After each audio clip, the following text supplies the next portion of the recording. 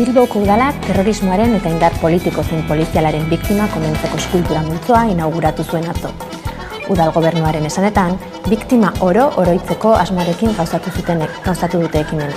Egiari Zorrek ordea, berau kritikatu du, Inigo Cabakasen hilketa argitu gabeko heriotza gisa islatu izanagatik.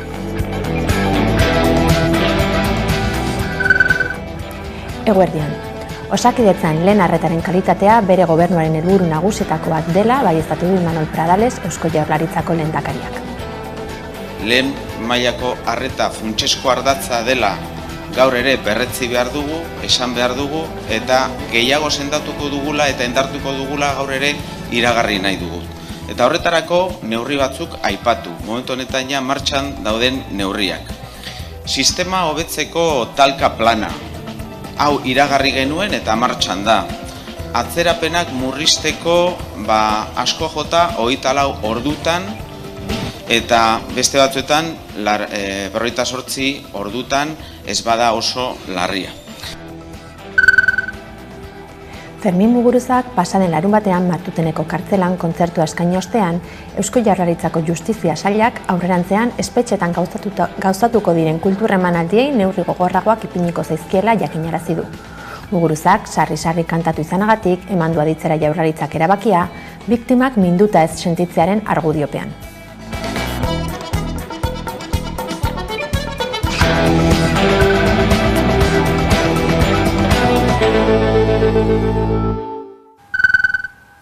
Eguerdion guztioi. Ordu 2:02 diren honetan emango diogu hasiera gaurko albistegiari. Atalase eskultura multzoa inauguratu zuen atzo Bilboko udalak Guggenheim Museoaren eta Euskadi Plazaren artean, biktima oro omendu eta oroitzaren bidean. Udalerakundeak plazaratutakoaren arabera. Eta GAL, AAA eta Batallon Basko Espainol taldeak eraildako pertsonen izenez gain, indar polizialaren biktimak ere aintzatetxiko ditu. Kritikak ere sorrarazi ditu baina ekimenak. Izan ere, Inigo Cabakasen hilketa argitu gabeko heriotza gisa islatu izanak gaitzetsi du Egiari Zorrek. Bilboko udalak eta bake eta elkarbizitzarako foroak Bilbon izan diren terrorismoaren eta indarkeriaren biktima guztien oroimenezko plaka bat jarri zuen atzo hemen Bilbon Guggenheim Museoaren alboan, eta bertan etako Batallon Basko Espainoleko, Galeko eta AAAko biktimak agertzen dira, baita indarkeria polizialarenak ere.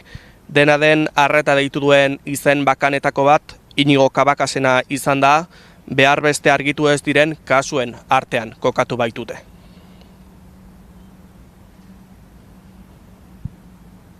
Terrorismoaren biktimak eta indarkeria politikoaren eta polizialaren biktima teorian guztiak omentzeko eta gogoratzeko eskultura jarri dute Bilbon.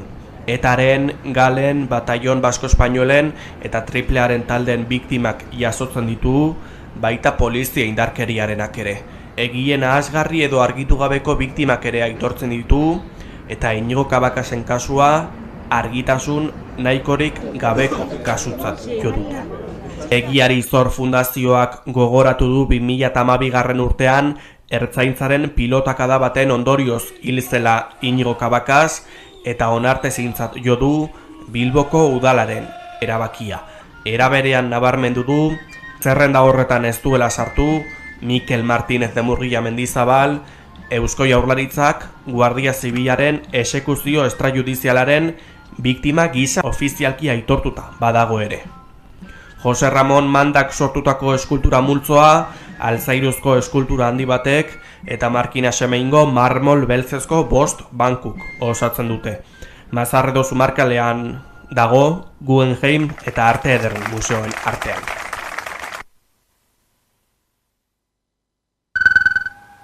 Pasaden larunbatean, Fermin Muguruzak kontzertua eskaini zuen Martuteneko kartzelan. Bertan, sarri-sarri kantatu izanak polemika sortu duela dirudi. Izan ere, emanaldiaren ostean, Eusko Jaurlaritzako Justizia Sailak espetxetako kultura ekitaldiei baldintza gogorragoak ezartzearen autua egin du.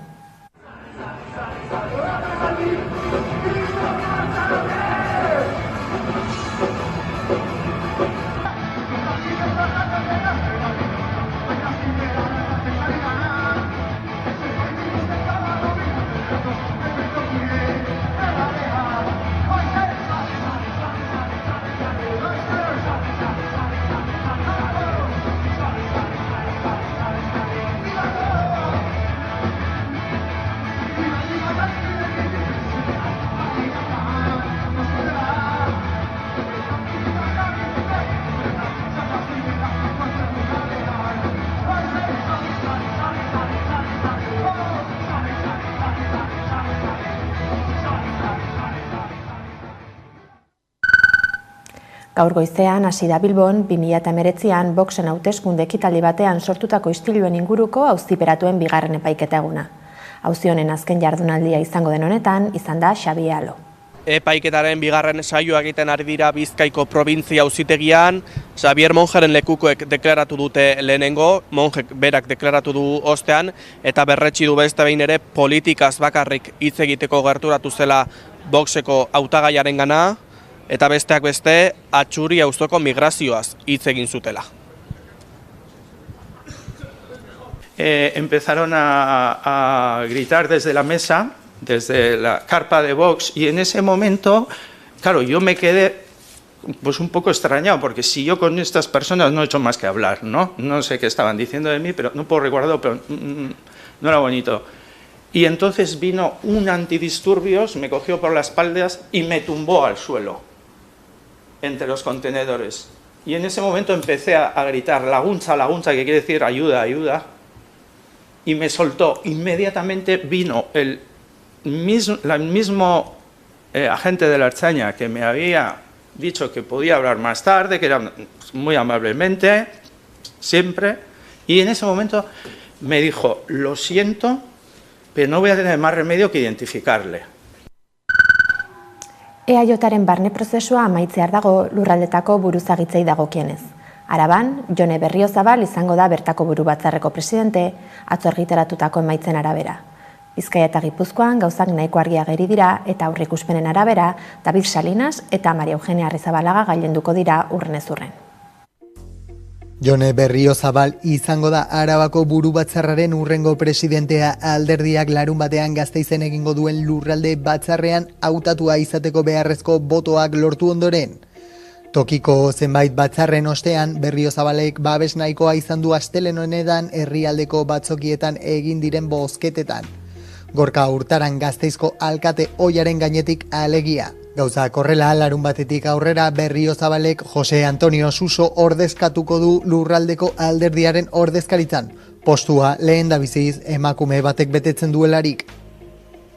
Berriozabalek berdintasun euskara eta gobernantzako ahaldun kargua utzi beharko du.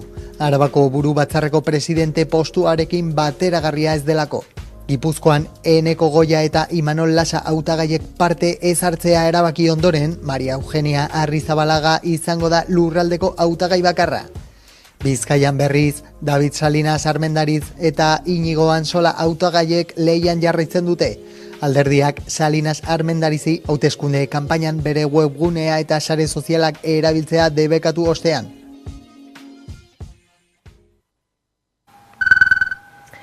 Euskal Autonomia Erkidegoko 2025ko aurrekontuen arira, etxebizitza legea betetzeko eskaera egin du EH Bilduk negoziazio elkarrizketan. EH Bilduk Eusko Jaurlaritzaren 2025ko aurrekontuen negoziazioaren esparruan 2025ean libre bilakatzen diren babes ofizialeko etxebizitzen erosketa aldarrikatu du hauek alokairu sozialetan eskaintzeko. Era berean utxik dauden etxebizitzak merkaturatzea beharrezkotzat jo dute helburu berdinerako. Alokairuen prezioa arautzeko estatuko etxebizitza legea 3 hilabeteko epean aplikatzea eskatu du ere talde soberanistak. Aldundiekin elkarlanean prezioen indizeen sistema propio bat garatuz eta tentsio handiko eremuei buruzko azterketak amaituz baldintzak betetzen dituzten eremuak izendatzeko. Etxebizitza politikaren esparruan zerga neurriak martxan jartzea proposatu du alderdiak.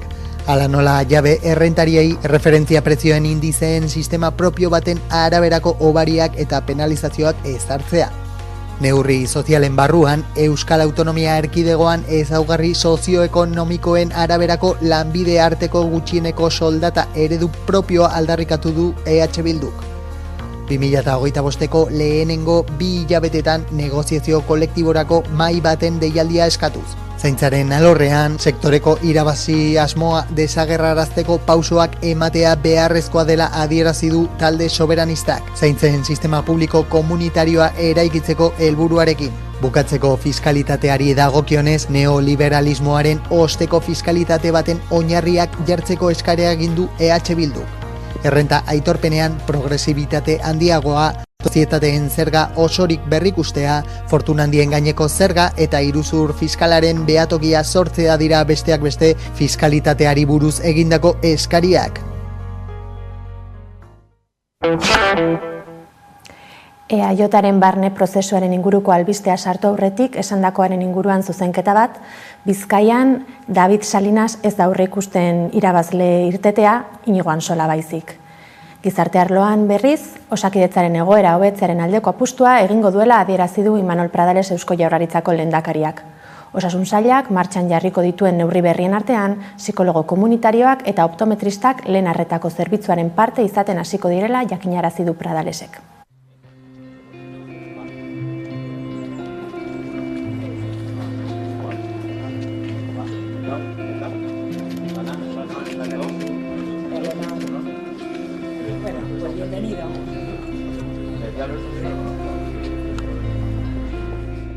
Lehen mailako arreta funtsesko ardatza dela gaur ere berretzi behar dugu, esan behar dugu, eta gehiago sendatuko dugula eta indartuko dugula gaur ere iragarri nahi dugu. Eta horretarako neurri batzuk aipatu, momentu honetan ja martxan dauden neurriak. Sistema hobetzeko talka plana, hau iragarri genuen eta martxan da. Atzerapenak murrizteko asko jota 24 ordutan eta beste batzuetan 48 ordutan ez bada oso larria. Lehen arreta hobetzeko plan globala abenduaren lehenengo 15aldian aurkeztuko dugula eta sailburuak eta bere lantaldeak aurkeztuko duela. Plan global bat lehenengo arreta hobetzeko Euskadin. Sexu indarkeria biktimei arreta integrala eskaintzeko bidean, Ari Berria zentroa jarri du zuen martxan atzo Gipuzkoako Foru Aldundiak Donostian.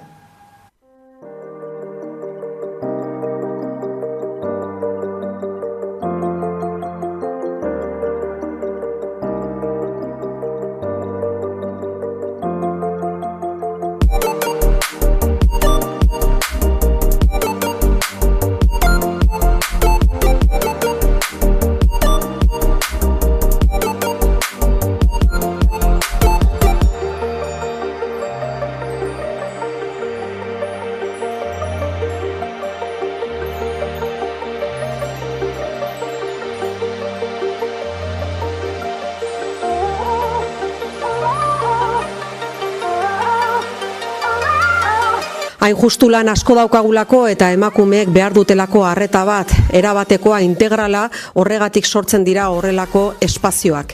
Badakizute, Kamino kalean, aipatu duen bezala Belen Larrion berak uztailaren batean iriki genuela horretarako espazio bat, uztailaren batetik iriki genuenetik 180 kasu hartatu ditugu, 180, eta gaur hemen irikitzera goazen edo iriki dugun espazio honetan, orain arte emandako zerbitzuak zabaltzera goaz. Etxerik gabeko 600 pertsona baina gehiago identifikatu dituzte Bilboko kaleetan. Udalak ezagutzera emandako datuen arabera, urriaren 23-tik 24 bitarteko gauean 605 pertsona zenbatu zituzten kalean lotan. Hala, Bizkaiko hiriburuak Euskal Autonomia Erkidegoan bizitoki egoera larrian dauden pertsonen inguruko ikerketa berri batean parte hartu du beste 29 udalerrirekin batera.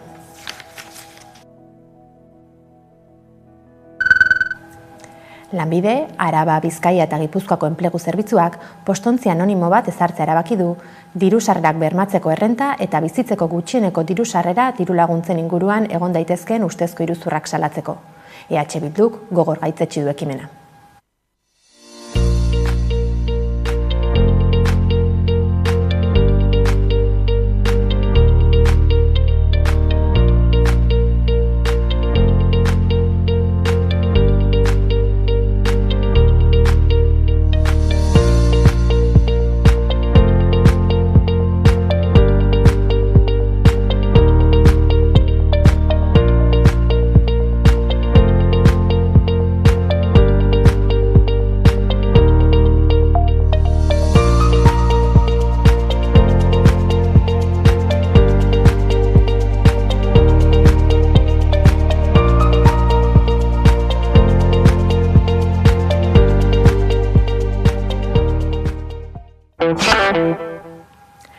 Nazioartean, Latinoamerikari dagokionez, Argentina, Dominikar Errepublika eta Mexikori buruzko berriak dakarzkigu gaurkoan gure kolaboratzaile Bero Satrustegik. Nazio Batuen erakundearen batzar nagusian emakumeen eta neskatoen aurkako indarkeriak ezabatzeari buruzko batzarra ospatu zen eta Argentina izan zen honen kontra bozkatu zuen herrialde bakarra. 170 herrialdek alde bozkatu zuten, 13 abstenitu egin ziren, horien artean Nicaragua, Latinoamerikako herrialdeen artean. Erabaki honek Argentinak hartu duen bidea berretsi besterik ez du egiten. 2030 agenda eta etorkizuneko itunetik aldentzen den jarrera dena, alegia. Honek hautsak harrotu ditu Argentinako politikan. Mayra Mendoza, Unión por la Patria alderdiko kidea da, eta bere iritzia plazaratu du isa sare sozialean. Lotxa sentitzen duela azpimarratu du. Askatasuna zuentzat indarkeria da, gaineratu du argitaratutako txioan. Maximiliano Ferraro, Koalizion Zibik alderdiko burua da, eta honek ere halaxe adierazi du. Argentina mapa geopolitikoan ez dagoen leku batera eraman nahi dutela esan da. Ze emakumeen eta neskatoenganako indarkeria ukatzeaz gainera, astebete lehenago herri indigenen eskubideen aldeko ebazpena ere arguiatu egin zuen. Kasu honetan, 168 alde bozkatu zuten, 7 abstenitu egin ziren. Berriro ere Argentina izan zen, honen aurka kokatu zen herrialde bakarra. Bi kasuetan, Israel eta Amerikako Estatu Batuetako posturatik urruti. Lehen kasuan, Israelek baita Amerikako Estatu Batuak alde bozkatu zuten. Bigarrengoan, herri indigenen eskubideen aldeko ebazpenean AEBek hartu zuen parte eta honek alde bozkatu zuen. Bi herrialde hauen jarrera aipatzeko modukoa da, Mileik biak eduki nahi baititu aliatu estrategiko gisa, beraz, halako erabakiek harremanean izan dezaketen eragina aztertu beharreko zerbait izanen da etorkizunean. Bertan behera gelditu da Dominikar Errepublikako medikuek deitutako 4 eguneko greba. Mediku Dominikarren elkargoa gobernuarekin akordio batera iritsi da. Elkargoak hainbat eskakizun zituen, elkarbanatutako eta euren sare sozialetan ikusgai dagoen dokumentuan jasotzen direnak. Adibidez, horietako batzuk ziren, ospitaleen hobetzea, medikuei 170ko soldata igoera ematea, pentsiodunen ekarpenak murriztea, eta besteak beste, medikuen aurreikuspen eta gizarte babeserako institutuari urtero ekarpen ekonomikoak egitea. Eldia.com komunikabideak jaso duenez, ez dute grebarik eginen aipatu bezala iritsi direlako akordio batera. Eskakizunen artean soldataren igoera onartu dute, baina ez 170koa, baizik eta 125koa. Horrekin batera, Altagrazia Ortiz kazetariak oi.com atarian dioenez, osasun sistema publikoan lan egin duten eta pandemia lan egin zuten medikuen soldatak berdinduko dituzte.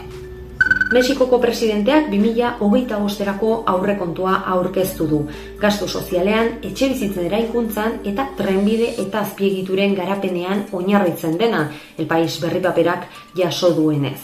Bere promesetako bat beteko du Claudia Sheinbaumek, gainera, diru gehiago emanen dio gizarte laguntzen arduradun den alorrari. López Obradorren gobernuak aktibatutako gizarte programek indarrean jarraituko duten arren, osasun alorrari eta hezkuntzari eskainitako aurrekontuak behera eginen du. Defentsa nazionaleko idazkaritzan ere murrizketak egonen dira. 2024ko aurrekontuarekin alderatuta 153,8 gutxiago jasoko du. Aitzitik alorrau da, edo alorrau izanen da aurrekontuaren zati gehiena jasoko duena. Sheinbaumek bestetik 6 urtetan 1 milioi bat etxebizitza eraikitzeko erronkari heldu dio eta horregatik bideratutako baliabide ekonomikoek gora eginen dute. Programak kalitatezko etxebizitza eskaini nahi die diru sarrera urriko biztanleei. EFE agentziak dioenez, gobernuak 2025ean barne produktu gordinaren 2,5ko hazkunde puntuala espero du. Nazioarteko eragileen aurreikuspenek diotenaren oso bestelako datua. Munduko bankuak 1,5an kokatzen du. Nazioarteko diru funtsak ordea 1,1an.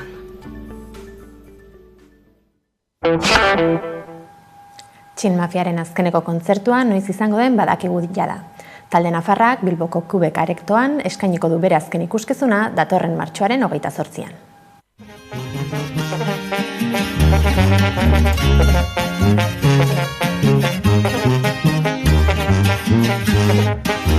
Tú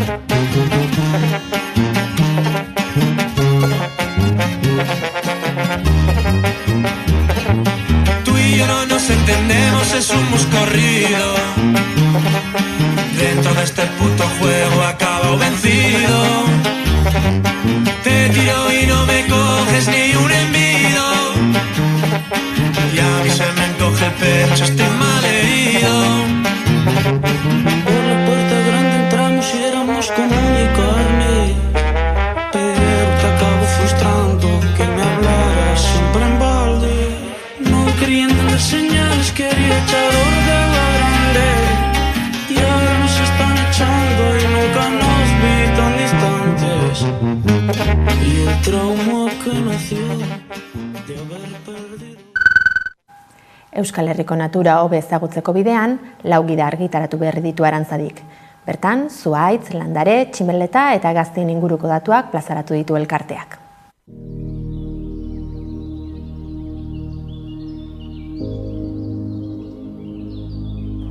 Euskal Herrian zenbat tximeleta, hegazti, lore eta zuhaitz ditugu. Bada Arantzadik horiek identifikatzeko naturako 4 minigida aurkeztu ditu, goazen horiek ezagutzera.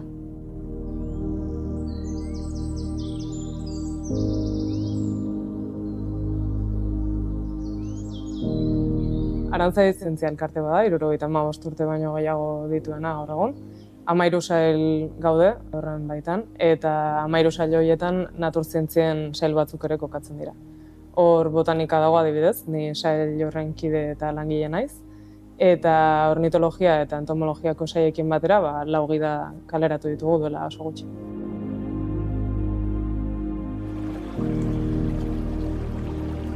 Lau naturgida dira, formatu simple edo xume batean, 2 landarei dagozkienak, lorenak eta zuhaitzenak, tximeleten gida bat, eta beste bat hegaztienak.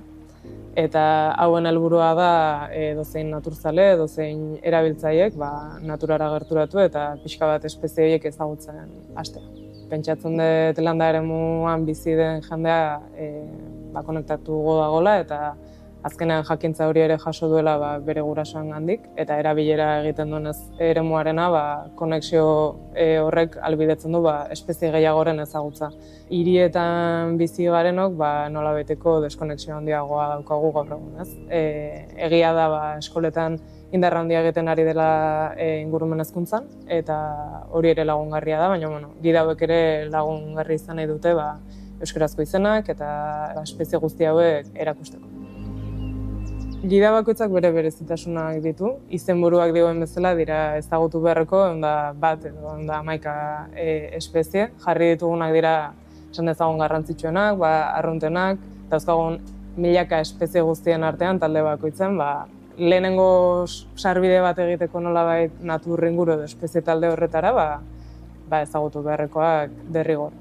Loreen kasuan adibidez antolaketa egin dugu koloreka, modu errezago batean espezie bat identifikatzeko gai izan gaitezen, baina talde bakoitzak bere moduak bilatu ditu publiko horrengana heltzeko.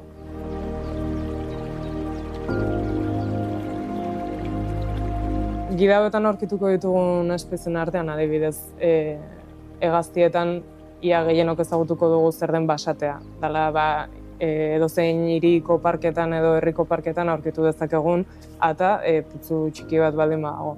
Baina aurkituko ditugu bestelako espeziak, adibidez kopeta zuria, badela nahiko arrunta Euskal Herrian edo adibidez txingudira baldin bagoaz aurkituko duguna urte guztian zeharria ziur. Eta behar bada, txingudin paseatzen dabilen persona batek ikusi du inoiz, baina ez dira izenik jarri orduan gida hauek ere badira tresna hortarako. Eta zuhaitzen kasuan adibidez, badakigu zer den aritza, ia gehienok ez hostoa identifikatuta daukagu, Bizkaian adibidez bada simbolo oso garrantzitsu bat, gida honek biltzen ditu 6 aritz mota. Eta laguntzen dugu ere, landare talde baten barruan ikusten ez dela espezie bakarra, baizik eta espezie asko daudela. Gida hauek edozein erabiltzaileentzat daude pentsatuta, hasi ume txiki batetik, gu bezala Arantzadin gabiltzanok ere erabili ditugu. Egia da gure egunerokotasunan erabiltzen ditugun gidak mardulagoak direla, normalean ez dago hainbesteko ilustrazio ederrik eta testua izaten dira batik bat, eta teknikoagoak, eta Baina, hauek ere badira nolabait oso katalogo visual bat, ez ditugunak erabiliko identifikaziorako, baina bai gustagarri direlako. Eta umeekin adibidez, badago testu nahiko landu bat, informazio askorekin, simbologian ere informazio asko dago, baina bada lehenengo urrats bat, marrazki horien bitartez bereizketa bat egiten hasteko, eta modu askotara landu daiteke gida.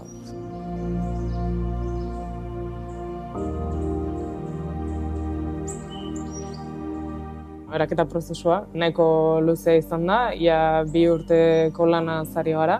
Ideia nagusia Toni Jobetek ekarri zuen, Arantzadira.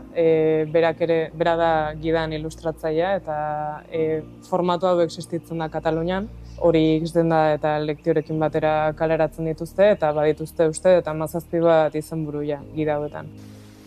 Nolabait berak esaten zigun, herrien arteko antzekotasun hortatik, hizkuntzaren gaiarengatik ekarri nahi zuela ere Euskal Herrira. Eta berak ikusten zula berrezkoak zirela gida hauek, bai Euskal Herriko espeziekin, bai euskeraz izatean. Egia esan, proposatu bezain laster, oso ideia polita iruditu zitzaigun eta lanean hasi ginean berehala. Lehenengo gauza da espezie horiek aukeratzea, ez nolabait deskarte zail hori egitea eta 100 bat espeziekin bakarri geratzea. Eta gero dator espezie guztien deskribapenak, ezaugarri guztiak espezie bakoitzarentzat ondo jartzea, taldekapenak, eta nahiz eta oso formatu xume eta txikia izan gerora, atzetik dagoen lana oso luzea izan da. Hauek dira Arantzadin gordetzen diren kolekzioak, justu hemen ditugu Tximeleten 2 kutxa. Ni botanika saiokoa naiz, orduan hontan ez naiz ibiltzen, pentsatzen dut salabardoekin edo harrapatuko ote dituzten. Gauekoak badakit jartzen dituztela argi fokoekin eta izara batekin erakarri izateko. Eta hauena, segura eski oso lan mardula da. Gurea esan dezagun erresagoa landareak hasteko ez direlako mugitzen. Guk landareak mendian biltzen ditugu, onera ekarri, prentxatu, almohadilla lehorren artean jartzen ditugu landareak, eta pixuarekin lortzen dugu landare lehor eta zapal bat, eta ondoren kolekziora datuzte armairu hauetan informazio guzti hori biltzera.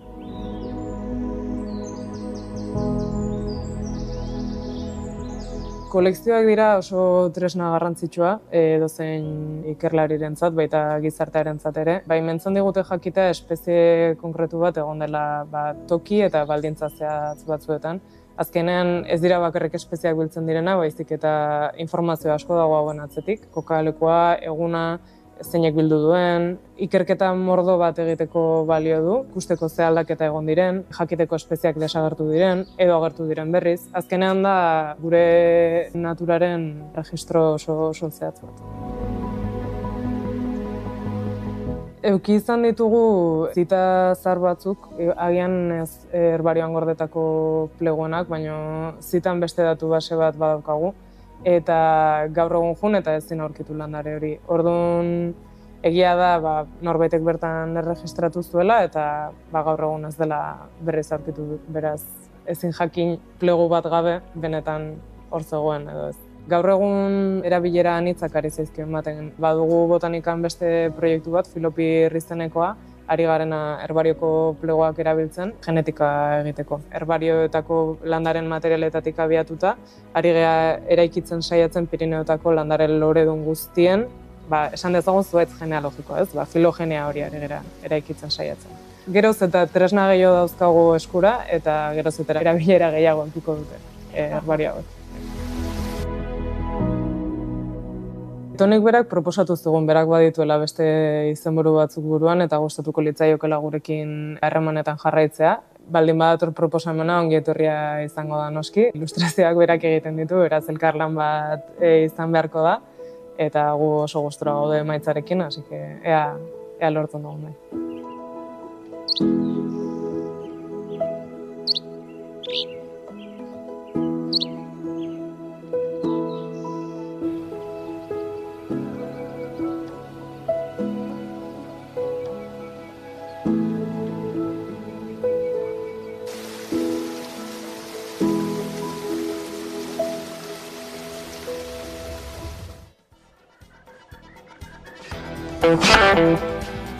Gure aldetik, hauxe da dena gaurkoz. Gogoratu 11aren webgunea eta sare sozialak ere eskuragai dituzuela informazioa eskuratu nahi izanez gero.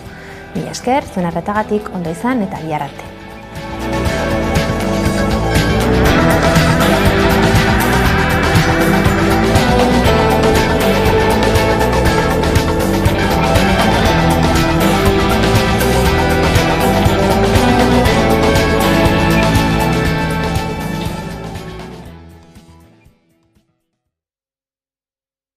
Zure kaleak itzaltzen ari direla nabaritzen baduzu, zergatik ez duzu erosten bizirik mantentzen dituzten dendetan?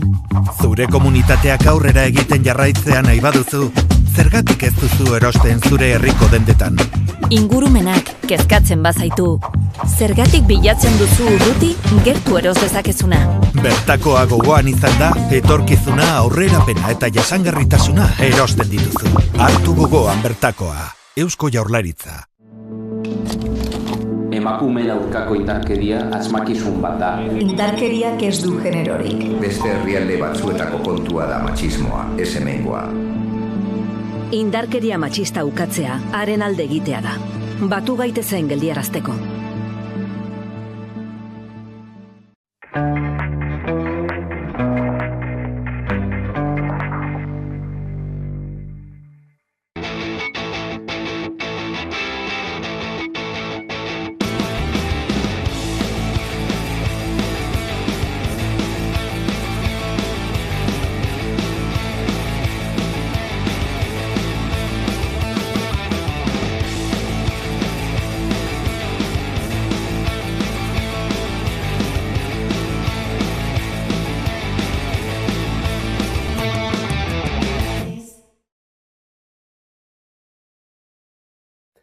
Haupa, hemen Gorka Aiartaldetik, eta entzungo duzuen urroko abestize gure azken singela da, Otsaia, eta Besarkada handi bet bizi musika programieri, euskal kulturie bultzatutiarren, eta euskal taldiek babestutiarren. Besarkada handi bet, venga!